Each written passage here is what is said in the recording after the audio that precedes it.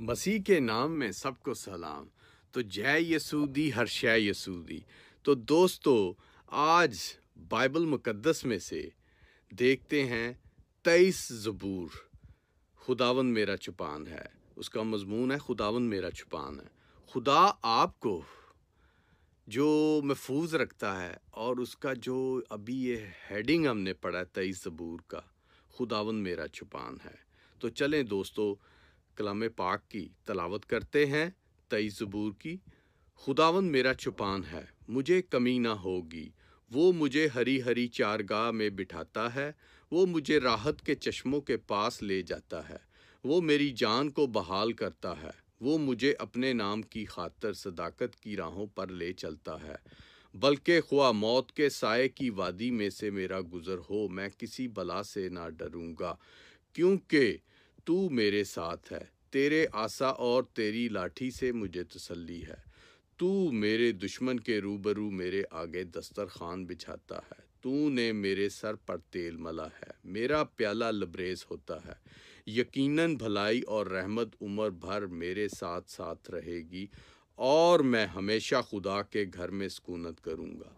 تو دوستو، ابھی جو یہ کلام مقدس کی 23 زبور کو پڑھا گیا ہے کہ خداوند میرا چھپان ہے، تو آپ کا چھپان کوئی پناہ، کوئی قلعہ، کوئی گھر، کوئی بنکر، جیسے دنیا میں آج کل بہت بنکر بن رہے ہیں اور بڑے ایکسپینسو ہیں، پورا آدمی تو نہیں وہ لے سکتا۔ وہ بنکر بناتے ہیں، کہتے ہیں جی اس میں ہم محفوظ ہو جائیں گے۔ اس میں یہ ہم سکرین پہ آپ کو دکھا بھی رہے ہیں مختلف بنکر۔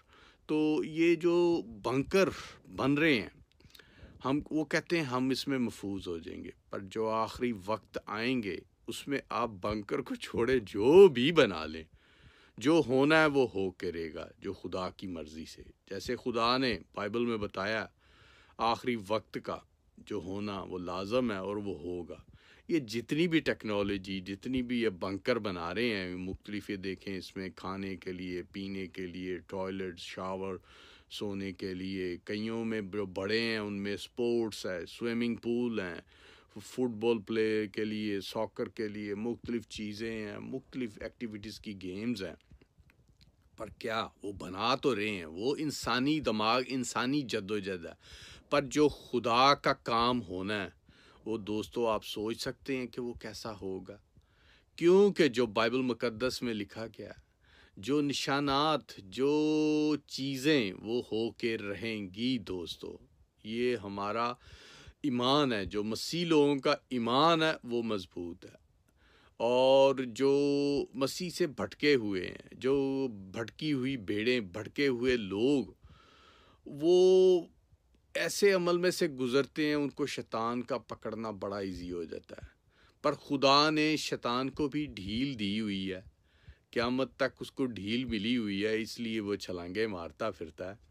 تو جب آپ کی آنکھوں کے سامنے ہوگا، جب اسے آگ کی جھیل میں ڈالا جائے گا، جتنی وہ بھی چھلانگیں لگا رہا ہے، لوگوں کو گمراہ کرتا ہے، لوگوں کو پریشان کرتا ہے، سب اس کا بدلہ آگ میں ڈال کے، آگ میں روسٹ کر کے اس کا ہوا ہوگا۔ تو وہ آپ اپنی آنکھوں سے دیکھیں گے، اور جو خدا کی طرف نہیں آئیں گے وہ بھی اس کے ساتھ سزا پائیں گے۔ تو وہ اس سزا سے، اس ہلاکت سے دوستو بچیں۔ آپ کو ایک موقع دیا گیا ہے خدا نے، جو موقع سے فائدہ اٹھائے گا وہ ون کرے گا۔